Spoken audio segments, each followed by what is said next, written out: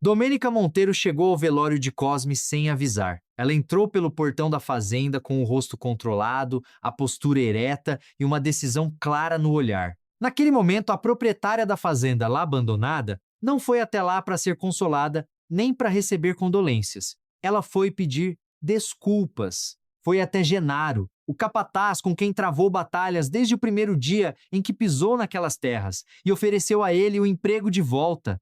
Poucas horas depois, o mundo dela desabou pela segunda vez em menos de 2 anos.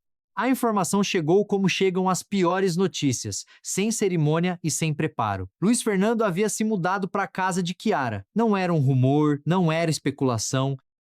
Era um fato consumado, silencioso e devastador.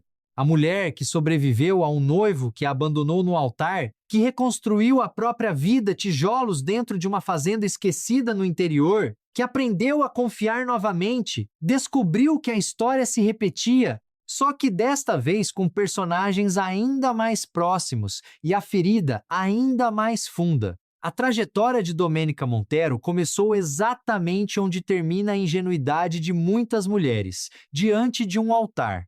Max, seu noivo, construiu por meses uma fachada perfeita de dedicação e amor. Enquanto olhava nos olhos dela e planejava o casamento, encontrava-se às escondidas com Chiara, prima de Domênica, mulher cuja inveja pela fortuna da família Monteiro era notória entre quem a conhecia de perto. Os dois arquitetaram juntos uma cilada emocional calculada, precisa e cruel. No dia do casamento, Max simplesmente não apareceu. Domênica ficou parada diante do altar com o vestido branco, os convidados ao redor e uma única certeza se formando dentro dela: nunca mais. Foi essa certeza que a levou para o interior. Domênica buscou isolamento total, trocou os salões e as reuniões sociais pelo silêncio de lá abandonada. Uma fazenda que carregava no próprio nome a solidão que ela sentia. Chegou lá, amarga, fechada e decidida a nunca mais se deixar vulnerável diante de outro ser humano. O primeiro obstáculo foi Genaro, o capataz que não aceitou de bom grado a chegada de uma nova patroa. Ele tentou dominar, testar, intimidar. Ela resistiu a cada tentativa, impôs autoridade sem gritar e foi estabelecendo, aos poucos, o respeito que a posição exigia. A mulher que chegou destruída foi, na prática, sendo reconstruída pelo enfrentamento. Foi nesse contexto que Luiz Fernando voltou para as terras vizinhas. Ele estava de luto pela morte da esposa Paula e buscava, como Domênica, uma forma de se reorganizar longe do barulho. O encontro entre os dois foi inevitável, mas nada foi fácil. Eles brigavam. Tinham gênios fortes, opiniões firmes e histórias que os tornavam desconfiados de qualquer aproximação. O que começou como rivalidade foi, gradualmente, cedendo espaço para algo que nenhum dos dois soube nomear de imediato. Era atração. Era reconhecimento.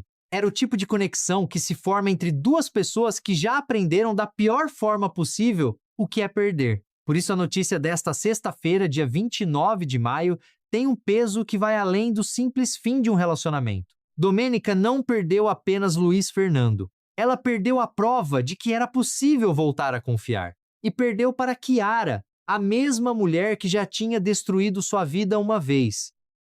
Chiara não é uma desconhecida, não é uma rival que surgiu do nada. É a prima que esteve presente em seus piores momentos, que sabia exatamente o que Domênica tinha perdido e o quanto tinha custado para ela se reerguer. Ir morar com Luiz Fernando não foi apenas uma escolha afetiva de Chiara. Foi, dentro da lógica da história, a continuação de um projeto de destruição que começou muito antes do altar. Domênica saiu do velório de Cosme tendo feito algo difícil para alguém com o seu perfil. Pediu desculpas. Reconheceu um erro publicamente, diante de um homem com quem viveu meses de conflito, e ofereceu uma reconciliação. Esse gesto fala muito sobre quem ela se tornou dentro de lá abandonada, distante das pressões sociais e das aparências que a família Monteiro sempre cultivou.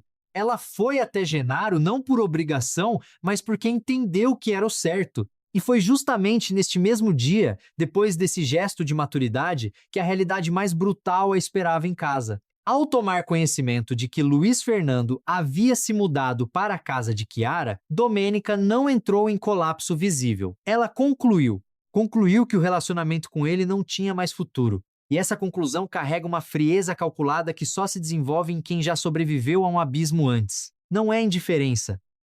É o reconhecimento de que algumas situações não deixam margem para hesitação ou negociação. Quando o homem em quem você começou a acreditar novamente vai morar com a pessoa que primeiro destruiu a sua vida, não há interpretação mais generosa possível. Há apenas a realidade, nua e sem concessão. O que esta edição do capítulo 35 apresenta, na prática, é um teste de identidade. Domênica foi construída ao longo da narrativa como uma mulher que aprendeu assim. Ela não pediu permissão para assumir lá abandonada. Ela não recuou diante de Genaro. Ela não fingiu que a dor do abandono no altar não existia. Cada escolha dela foi marcada por uma honestidade brutal com a própria situação.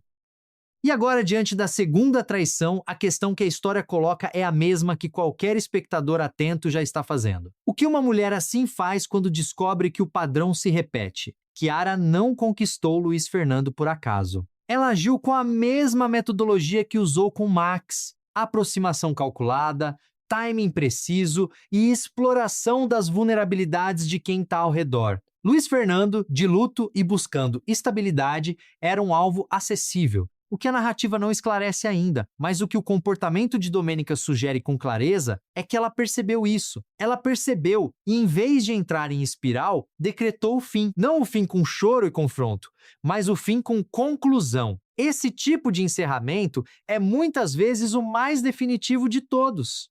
Para o público que acompanha a história de Domênica Monteiro desde o começo, este momento tem a estrutura de um ponto de virada que não volta atrás. Ela chegou a lá abandonada fugindo de uma traição.